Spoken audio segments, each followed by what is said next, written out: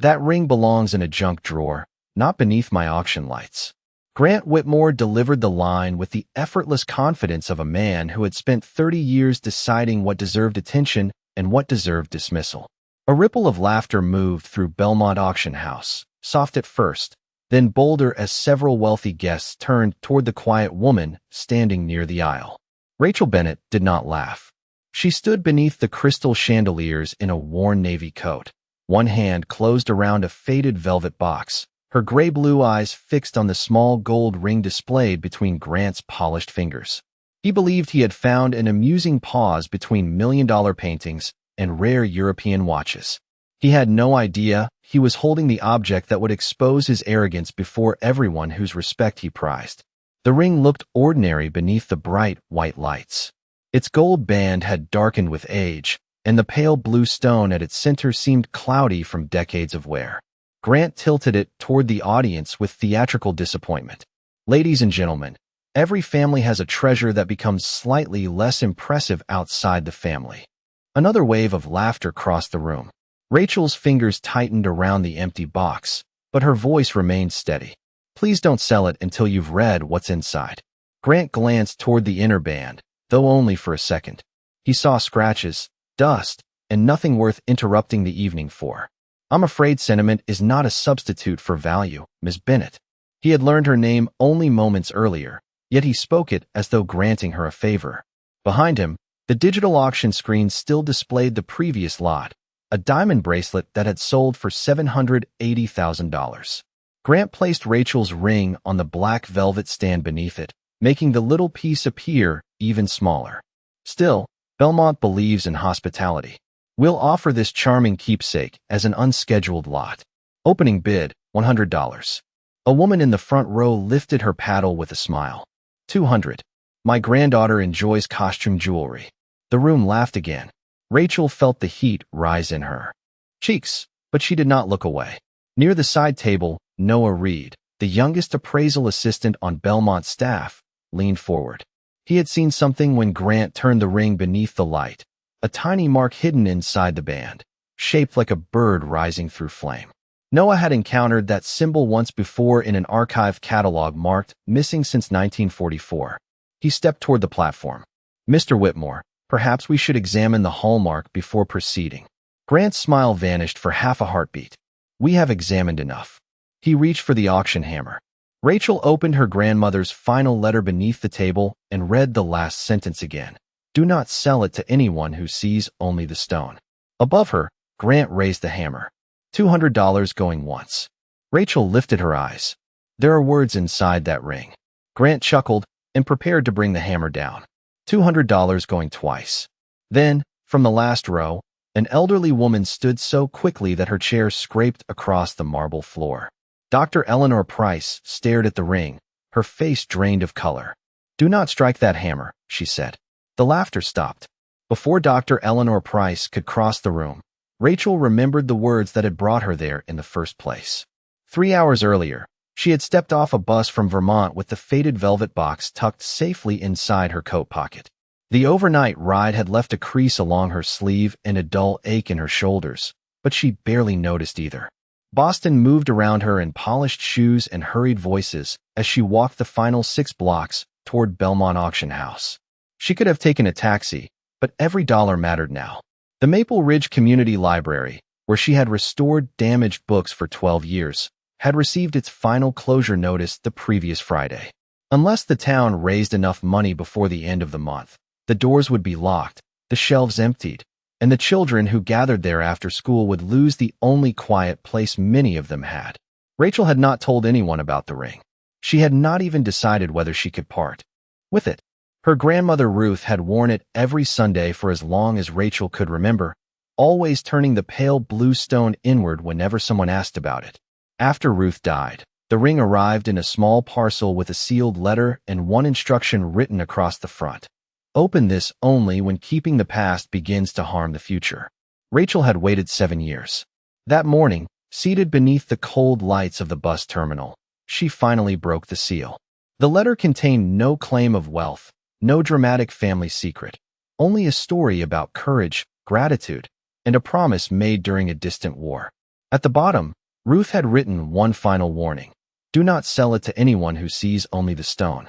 Rachel read that sentence twice before folding the letter into her handbag.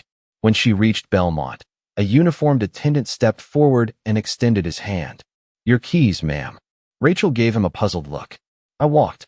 His smile changed, becoming smaller and more distant.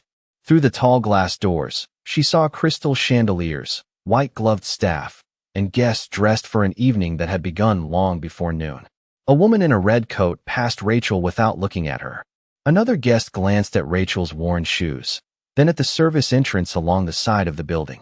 Rachel entered through the main doors anyway. At the reception desk, she asked for an appraisal appointment. The receptionist examined her coat, then the velvet box, and told her all private consultations had been reserved for months. Grant Whitmore happened to be passing behind the desk when Rachel quietly asked whether someone could at least examine the mark inside the band. He stopped, not because he was curious, but because several important clients were watching. Let us see what you have, he said with a polished smile. Rachel placed the box in his hand. The moment he opened it, she saw his judgment arrive before his expertise. Grant held the ring beneath the reception lights and turned it once between his thumb and forefinger. His expression did not change, but Rachel noticed the slight curl at one corner of his mouth. It was the look of a man who had already decided the answer and was only searching for a graceful way to dismiss the question. Old gold, cloudy stone, heavy surface wear, he said. Family pieces often carry memories that exceed their market value. Rachel kept her voice calm. There is a mark inside the band. Grant glanced toward the open doors of the main auction hall, where donors and collectors were beginning to take their seats. Several recognized him and waited for his attention. To Grant, their impatience mattered more than the woman standing before him. Marks can mean many things, he replied. Most mean nothing. Noah Reed had been arranging appraisal folders at a nearby table when the exchange caught his attention. Unlike Grant, he looked at the ring before he looked at Rachel's coat. May I examine it under magnification? He asked. Grant gave him a warning glance. There is no need. It would only take a minute. Noah reached for a jeweler's lens, but Grant closed the velvet box with a soft snap. Belmont does not build its reputation by spending an hour on every keepsake brought through the door. Rachel felt the words land more sharply than their polite tone suggested. I did not ask for an hour, she said. I asked for a fair examination. The receptionist lowered her eyes. Two guests near the desk turned to listen. Grant saw them watching, and instead of stepping back, he transformed the moment into a performance. Perhaps we can settle this quickly, he said, lifting the box so the guests could see. Our visitors sometimes believe age alone creates rarity. A man in a charcoal suit smiled. A woman beside him leaned closer. Grant opened the box again and held up the ring as though presenting evidence in a lesson Rachel had never requested. This is precisely why professional standards exist. A family story can make an ordinary object feel priceless, but an auction house must deal in facts. Rachel saw Noah studying the inner band from several feet away. His face tightened with recognition. Mr. Whitmore, Noah said carefully. The symbol looks like a phoenix hallmark. Grant turned the ring, briefly covering the mark with his finger. It looks like corrosion. I have seen that. Design in the Ashcroft archive. For the first time, Grant's confidence flickered. Then the chime announcing the afternoon session sounded through the marble foyer, and his practiced smile returned. Enough, he said. If Ms. Bennett wants a public opinion, we can give her one.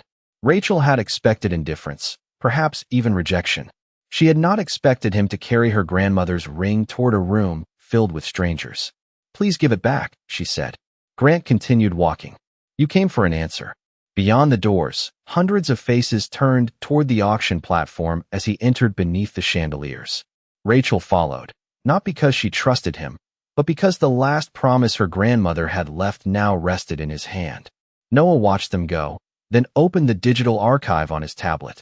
When the phoenix emblem appeared on the screen beside the words "missing since 1944, the color left his face. The chandeliers cast a cold brilliance across the auction hall as Grant stepped onto the platform with Rachel's velvet box in one hand and the confidence of a man certain that the room belonged to him. Conversations faded beneath the soft chime of crystal glasses.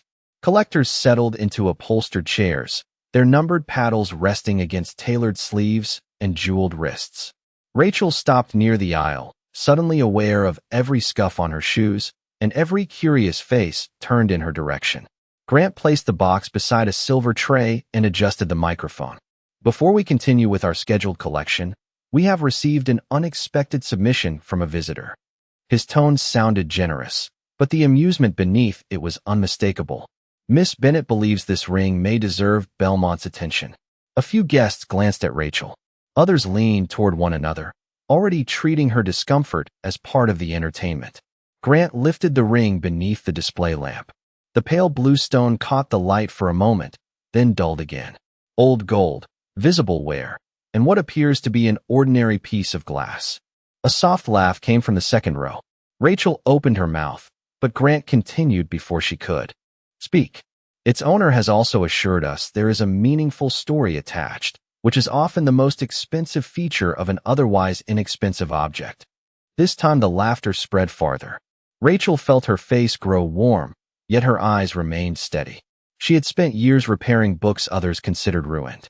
She knew that age could hide damage, but it could also hide craftsmanship. "You have not examined the mark," she said. Grant looked down at her from the platform. "We do not need a microscope to recognize sentiment, ma'am. I did not ask you to value the sentiment." The room quieted slightly. "I asked you to examine the ring." Grant's smile tightened. He was accustomed to people retreating when corrected publicly, especially people who entered his world without money, influence, or an appointment. Rachel's refusal to disappear irritated him more than he wished to show. He turned toward the audience and raised the ring again. "Then perhaps the market can offer a second opinion." A woman in a cream suit lifted her paddle playfully. "I will give $200. My granddaughter enjoys costume jewelry." Several guests laughed, and Grant acknowledged the offer with a theatrical nod. Rachel looked toward Noah, who had entered through the side doors clutching his tablet. He was trying to reach the platform, but an usher stopped him at the velvet rope. "Mr. Whitmore," Noah called. "The archive shows a matching hallmark." Grant pretended not to hear.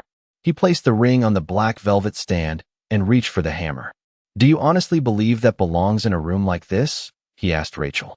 His words were aimed at the ring, but everyone understood that they were meant for her. Rachel drew a slow breath. "I believed I did." The last trace of laughter faded. Noah raised the tablet higher, revealing an old photograph and the image of a phoenix stamped inside a gold band. At the back of the hall, Dr. Eleanor Price leaned forward, her eyes narrowing at the screen. Grant announced the opening offer and lifted the hammer. Rachel touched the folded letter inside her handbag. Then Eleanor rose from her chair, and the scrape of its legs across the marble floor sounded louder than any bid that afternoon. Dr. Eleanor Price did not raise her voice, yet the authority in it reached every corner of the hall. "Do not strike that hammer." Grant remained frozen for a fraction of a second, his hand suspended above the polished block. Then he lowered it slowly and arranged his expression into a patient smile. "Dr. Price, I assure you this is nothing more than an informal addition to the program." Eleanor stepped into the aisle, her silver hair catching the chandelier light. For more than 4 decades, museums and private collectors had trusted her judgment on historic jewelry, and nearly everyone in the room recognized her. "Then an informal delay should cause no difficulty," she replied. Noah slipped past the usher and approached the platform with his tablet. On the screen was a faded catalog page showing a gold ring with a pale blue stone and a phoenix engraved inside the band.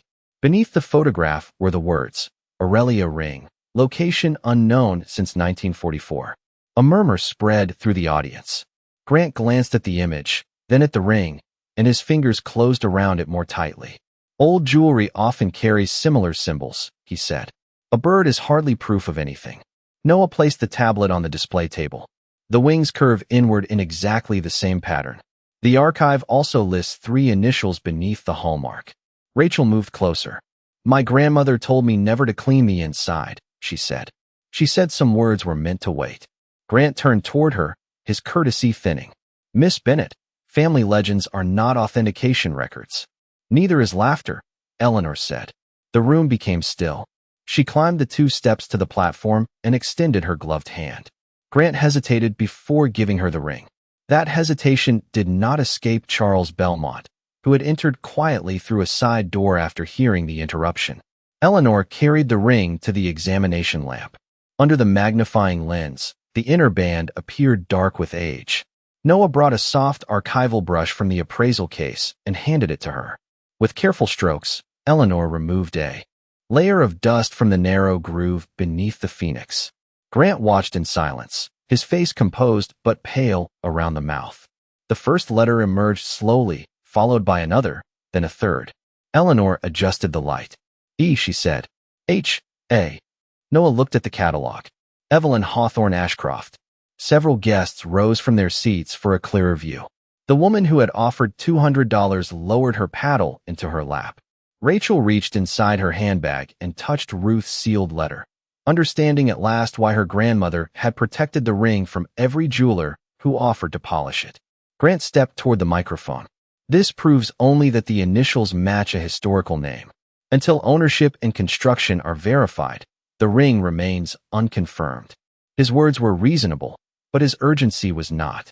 Eleanor turned the band beneath the lens and found a second mark hidden beside the initials, a sequence of numbers so small that Grant had never bothered to see them. Her eyes lifted to Charles Belmont. Lock the appraisal room, she said. Suspend the auction and allow no one to remove this ring from the building. Grant stared at her. On what grounds? Eleanor looked toward the enormous screen behind him as Noah enlarged the newly revealed number. Because Belmont may have been seconds away from selling a missing national treasure for $200. The room went silent. Charles Belmont ordered the side doors closed, not to trap anyone, but to protect the chain of custody while the ring was examined. Guests remained in their seats as staff dimmed the auction screen and replaced the sale catalog with a scanned image from Belmont's historical archive. Dr. Eleanor Price stood beside the display table, her gloved hands resting near the velvet tray. The Aurelia ring was commissioned in 1912, she began, by Evelyn Hawthorne Ashcroft, a Boston philanthropist whose family funded schools, clinics, and public reading rooms across New England. A black and white portrait appeared behind her. Evelyn wore a high-collared dress, and on her right hand rested the same pale blue stone now lying beneath the examination lamp. The inward curving phoenix was visible along the band. Eleanor enlarged the image until the engraving filled the screen. The stone is not glass. It is an untreated Ceylon sapphire selected for its unusual color. The setting was designed by Lucien Valtier, who completed fewer than 40 private commissions in his lifetime. Grant folded his hands behind his back. A resemblance is still not proof. Eleanor did not look at him.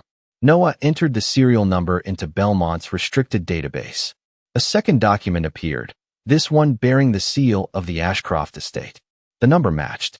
A whisper moved through the hall, but Eleanor raised one finger, asking for patience. The ring vanished in 1944 while Evelyn's daughter, Margaret, was volunteering at a military hospital in England. Records from that period were incomplete. The family believed the ring had been lost during an emergency evacuation. Rachel listened without moving. Her grandmother had spoken rarely about the war years, and never about wealthy families or missing jewels. Eleanor advanced to another photograph. It showed two young women standing outside a brick hospital, both wearing simple nursing uniforms. One was identified as Margaret Ashcroft. The other had no name in the archive. Rachel stepped closer to the screen. She recognized the calm eyes, the narrow smile, and the small birthmark near the left eyebrow. That is my grandmother, she said. Her voice was barely above a whisper. That is Ruth Bennett. Every face in the room turned toward her. Eleanor studied the image, then looked at the sealed letter in Rachel's hand. Did Ruth ever tell you how she received the ring? Rachel shook her head. She only said that some gifts were really promises. Charles Belmont asked whether she was willing to open the letter before witnesses. Rachel hesitated. For 7 years, those folded pages had belonged only to her and the woman who raised her. But the ring had already crossed from memory into history, and silence could no longer protect the truth. She broke the remaining wax seal and unfolded the paper carefully. Ruth's handwriting leaned gently across the page. Rachel read the first lines aloud. My dear Rachel, this ring was given to me by Evelyn Hawthorne Ashcroft after I helped her daughter Margaret during the hospital evacuation. Evelyn refused to call it payment. She called it a trust. Grant's expression changed. The confidence left his eyes before it left his posture. Rachel continued. She asked that it remain hidden until someone in our family could use its value to continue the work she began. Noah displayed the final archive photograph. On its reverse, written in Evelyn's hand, were the words, "For Ruth, who understood that saving a future is worth more than preserving a fortune." Eleanor looked at Rachel, then at the ring. "The history is no longer missing," she said. "It has been waiting in your family." Eleanor allowed the meaning of the letter to settle before returning her attention to the ring. Under the examination lamp, the pale blue stone no longer looked dull. With the surface dust removed and the setting properly illuminated, a quiet fire moved through the sapphire, shifting from silver blue to deep ocean color as Noah turned it beneath the light. He measured the stone, photographed the prongs, and compared every detail with Vaultier's original workshop record. The dimensions matched. The hand-cut facets matched. Even a tiny asymmetry near the lower edge, noted by the jeweler in 1912, appeared exactly where the archive said it would. "There is no reasonable doubt," Eleanor announced. "This is the Aurelia ring." The words moved through the hall like a current. Guests who had laughed only minutes earlier now stood silently, their attention fixed on the same object they had dismissed as costume jewelry. Grant remained beside the microphone, but the platform no longer seemed to belong to him. Charles Belmont asked Eleanor for a preliminary valuation. She studied the sapphire once more before answering. "Given the documented ownership, the Vaultier craftsmanship, the historic provenance, and the ring's extraordinary condition, I would place the conservative insurance value at $4,200,000. A collective breath passed through the room. The woman in the cream suit lowered her eyes toward the paddle she had raised at $200. Grant's hand tightened around the edge of the podium.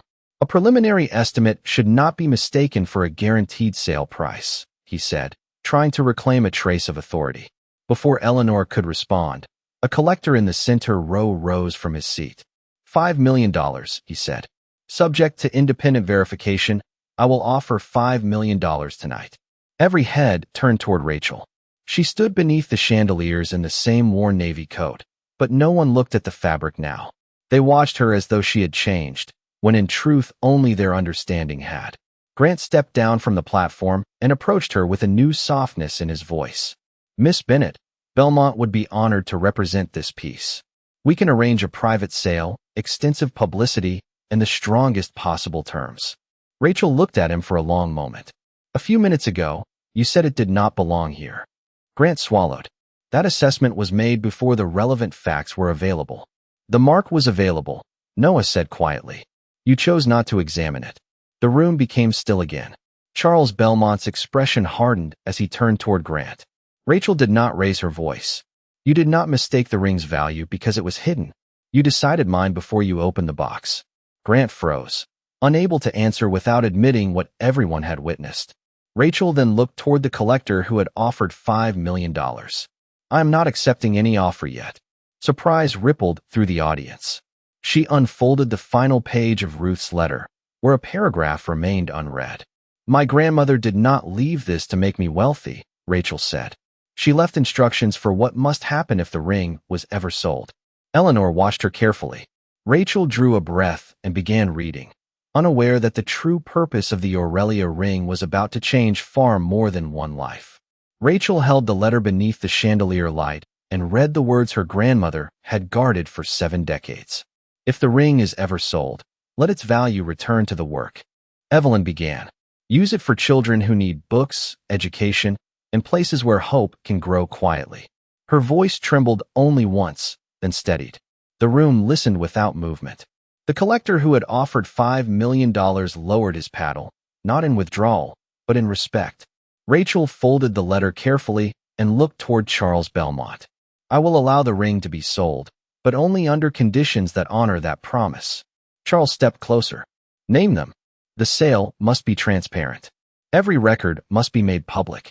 Belmont must waive its commission, and the proceeds must establish a charitable foundation in Ruth Bennett's and Evelyn Ashcroft's names." Grant shifted beside the podium. "Miss Bennett, a house of this size cannot simply abandon its standard fee structure." Charles turned toward him with a look that silenced the objection. "Belmont can, and Belmont will." Applause began in the back row, quiet and uncertain, then spread until the hall filled with it. Rachel did not smile for the room. Her eyes remained on the ring. She was thinking of the Maple Ridge Community Library, of children reading beneath leaking ceilings, and of shelves that might now remain full. Charles faced the audience. Belmont Auction House will waive every seller's fee associated with this piece. We will also contribute $500,000 to the Ruth and Evelyn Foundation. The announcement brought another wave of applause, but Charles was not finished. He looked toward Grant. Effective immediately, Grant Whitmore is suspended from all appraisal and auction duties pending a formal review. Grant's face lost its practiced composure. Charles, I have served this house for 30 years. Then you had 30 years to learn that expertise begins with attention. Grant glanced around the hall, searching for the admiration that had always protected him. He found only witnesses.